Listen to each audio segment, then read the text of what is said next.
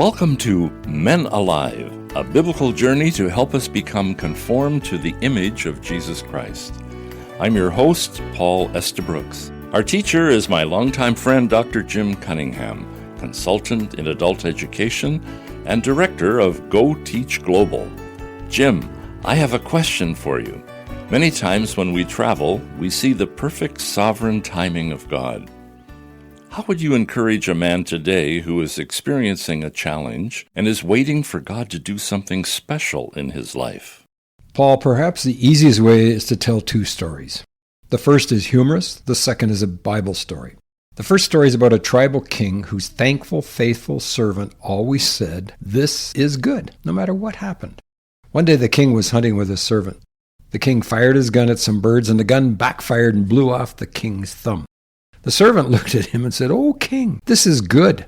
The king was writhing in pain, looked at the servant and said, "It hurts, you foolish servant. I'm putting you in prison for always saying, 'This is good.'" A year later, the king's hand was healed, and the thumbless king goes hunting by himself. He wanders into a region where cannibals live. They capture the king, tie him up, and are going to eat him. They examine the king and see he has no thumb. "We cannot eat him. He is not perfect. Get him out of here." So they release the king and send him home. As he's walking back home, he looks at his hand and sees where the thumb was blown off and says, "This is good. It saved my life." Then he recalls that he placed his servant in prison for saying, "This is good." He rushes to the prison and says to his servant, "Please forgive me for putting you in my filthy prison with bad food for saying, 'This is good.'" The servant responded and said, "Oh no, king, this is good that I was in prison. How can you keep being thankful and saying, 'This is good,' even in my prison? Oh, my king, if I were not in prison, I would have been hunting with you, and I have a thumb." Just keep it in mind that man makes decisions, but God is in control. It's hard to believe sometimes that God is working all things after the counsel of his will, when things appear to go against what we want or believe. Time for the second story, from 1 Samuel 9. And as I read, let's count the number of times something appears to happen randomly, yet was part of God's perfect, sovereign timing. Ready? Verse 1. There was a Benjaminite, a man of standing, whose name was Kish, son of Abiel, the son of Zeror, the son of Bekorah, the son of Aphiah of Benjamin. Kish had a son named Saul, as handsome a young man as could be found anywhere in Israel, and he was a head taller than anyone else. Now the donkeys belonging to Saul's father, Kish, were lost. So here we go. Number 1, some donkeys get lost. It sounds innocent, right? Just another day on the farm, another problem to solve. But this day it just happens that some dumb donkeys get lost. Now, the Bible does not call them dumb, but hey, they got lost. Let's keep reading. Kish says to his son Saul, "Take one of the servants with you and go and look for the donkeys." Number 2, take one of the servants with you. Which one? Kish did not say which one. He just said, "Take one and go. Your choice, Saul." So Saul just happened to pick an unknown, unnamed servant. I will call Mr. Unknown. Number 3, where do we begin our search? Which direction did the donkeys go? Who knows? Let's make our best guess. So Saul and his servant just happened to go towards Ephraim. Verse 4. So he passed through the hill country of Ephraim and through the area around Salisha, and they did not find the donkeys.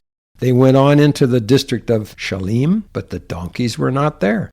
Then he passed through the territory of Benjamin, but they did not find them. It's now we're at number 4. They just happened to be unable to locate the donkeys. But I thought God's will was good, acceptable, and perfect, according to Romans 12. But now it looks like total discouragement is about to set in. When they reached the district of Zuph, Saul said to the servant who was with him, "Come, let's go back, or my father will stop thinking about the donkeys and start worrying about us." But the servant replied, "Look, in this town there is a man of God. He is highly respected, and everything he says comes true. Let's go there now. Perhaps he will tell us what way to take." Number 5. That random servant, Mr. Unknown, that Saul picked just happened to know that in this town where they were searching there was a man of God. And he convinced Saul to consider asking the man of God. Verse 7. Saul said to his servant, "If we go, what can we give the man? The food in our sacks is gone. We have no gift to take to the man of God. What do we have?" The servant answered him and said again, "Look, I have 1/4 of a shekel of silver. I will give that to the man of God so that he will tell us which way to take." Formerly in Israel, if someone went to inquire of God, they would say, "Come, let us go to the seer," because the prophet of today used to be called a seer. Number 6. The servant Saul chose just happened to be carrying more money than Saul, who was a son of a man of standing. The servant had the money needed to give a small gift to the seer. "Good," Saul said to the servant. "Come, let's go." So they set out for the town where the man of God was. As they were going up the hill to the town, they met some young women coming out to draw water. Number 7. They, the 2 young men, just happened to meet some young women. And they asked them, "Is the seer here?" "He is," they answered. "He's ahead of you. Hurry now, for he has come to our town today. For the people have a sacrifice at the high place." Number 8. Samuel, the seer, just happened to be in that town that very day.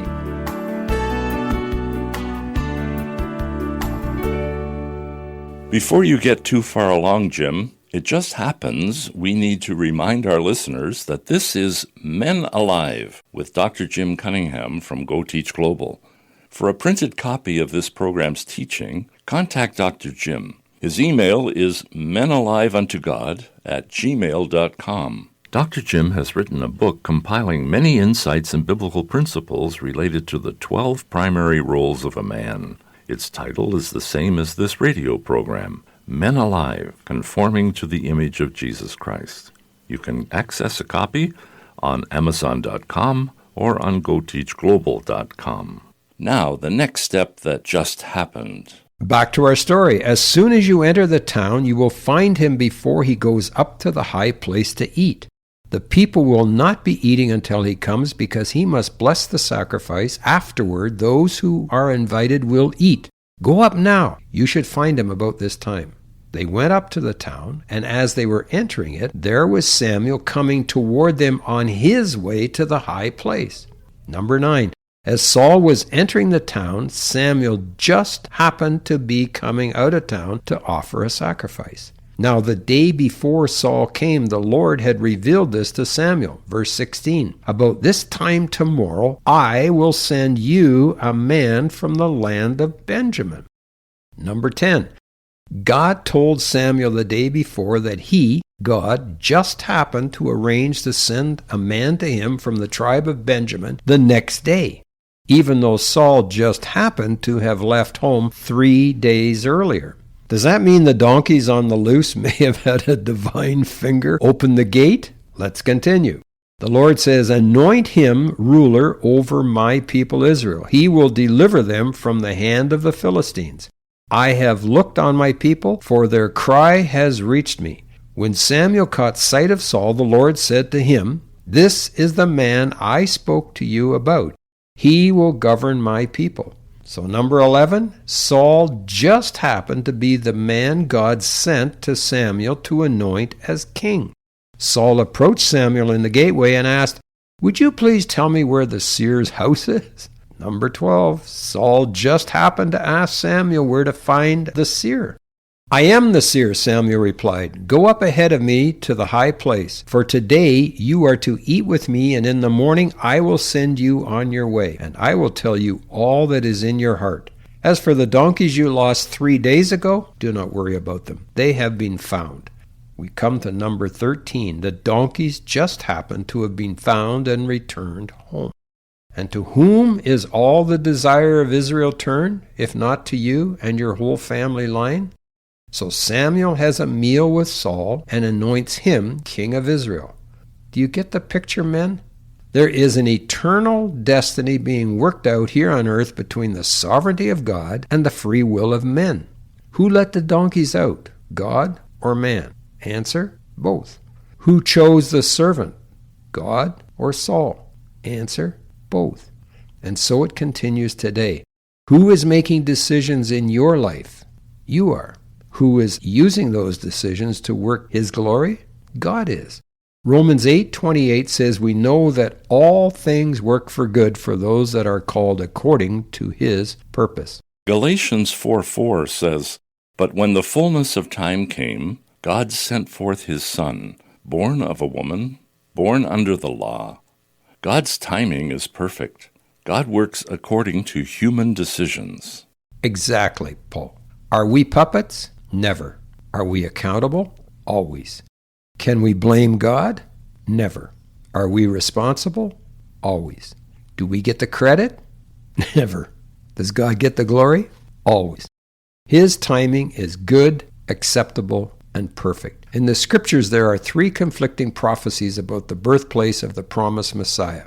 Isaiah 11:1 says, "He, Messiah, will be of the branch of the root of Jesse," and the Hebrew word for branch is the root word for Nazareth, the town where the descendants of Jesse lived. So Messiah had to come from Nazareth. But Hosea 11:1 says, "Out of Egypt I have called my son."